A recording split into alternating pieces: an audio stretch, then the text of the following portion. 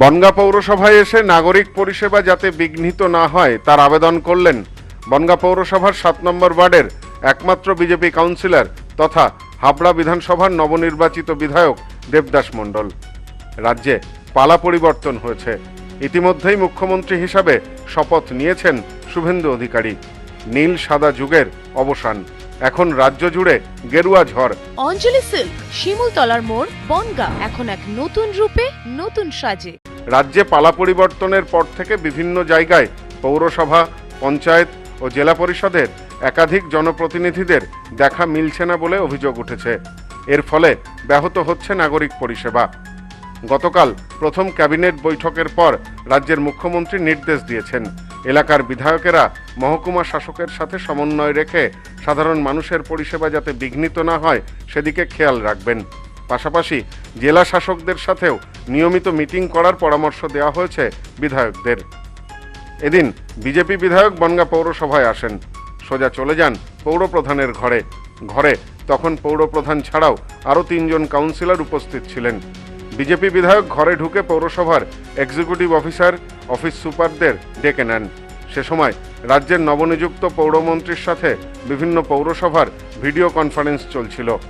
উপস্থিত সকলের উদ্দেশ্যে দেবদাস মণ্ডল বলেন, এখানে রাজনীতি করতে আসিনি।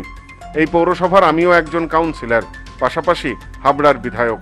মানুষের পরিষেবা যাতে ব্যাহত না হয় আপনারা সেদিকে নজর রাখবেন। আমি এই 4 তারিখে রেজাল্ট বেরোনোর পরে এবং তার আগে আমি দেখতে পাচ্ছি এটা থমকে আছে, যার জন্য আমি চেয়ারম্যান সাহেব আছেন, উনি চেয়ারম্যান, উনি সকলেরই 22টা ওয়ার্ডের মানুষের চেয়ারম্যান উনি। আমি চেয়ারম্যান সাহেব এবং অফিসারদের আমি বলতে এলাম যে মানুষের উন্নয়ন, মানুষের কাজ জন্য থেমে না থাকে। কয়েকজন কাউন্সিলর বললেন হাফ কাজ হয়ে পড়ে রয়েছে, হাফ হচ্ছে না।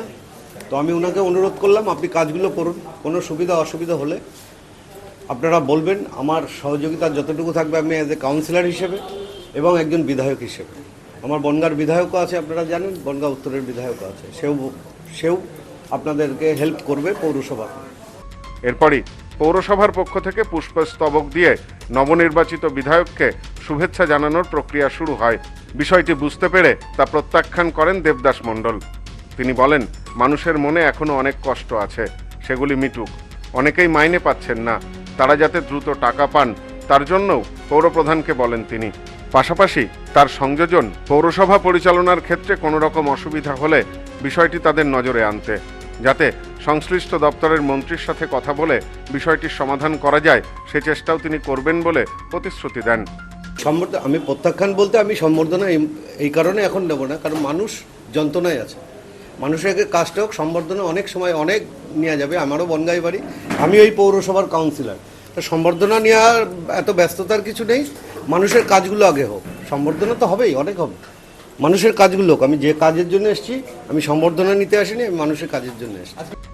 নিজের কথা শেষ করে দ্রুত পৌরসভা ছাড়েন দেবদাস।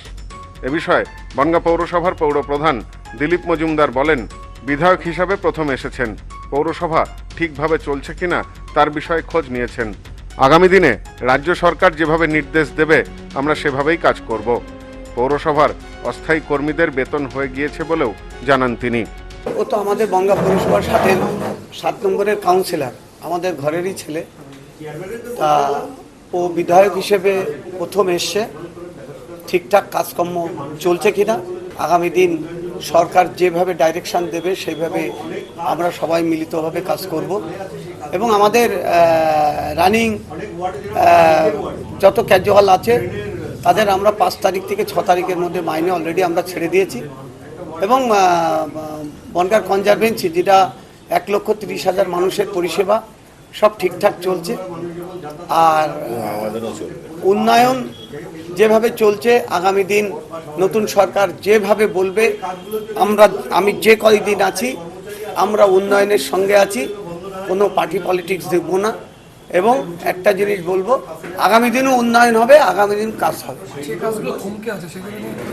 সেগুলো হয়ে যাবে, যারা কন্ট্রাক্টর আছে তাদেরকে সব জিও ট্যাগ হয়ে গিয়েছে। হ্যাঁ, আপাচের কাজগুলো কিছু টাকা পয়সা এসেও গিয়েছে, আমরা কাজ অলরেডি ধরিয়েও দিয়েছি। আগামী দিন তাদের সাথে তারা কাজ করে দেবে। তবে রাজনৈতিক বিশ্লেষকদের মতে এদিন দেবদাস মণ্ডলের বনগাঁ পৌরসভায় আসা এবং পৌরপ্রধান ও তৃণমূল কাউন্সিলরদের কাছ থেকে পুষ্পস্তবক না নেওয়া এর পেছনে অন্য ইঙ্গিত রয়েছে বলেও মনে করছেন রাজনৈতিক বিশ্লেষকেরা। সব্যসাচী ভট্টাচার্যের সাথে Somnath Majumdar, news no man's land, Bongaon. New PC jewellers, সম্পর্ক গড়ে দেয়। বনগাঁতে আমাদের 3টি শোরুম প্রতিদিনই খোলা। নিউ পিসি জুয়েলার্স, বনগাঁ বাটার মোড়। New PC jewellers branch Kumudini স্কুলের বিপরীতে। New PC jewellers beauty, Motiganj, Hatkhola. আমাদের এখানে সোনা কিনুন পেপারের দামে।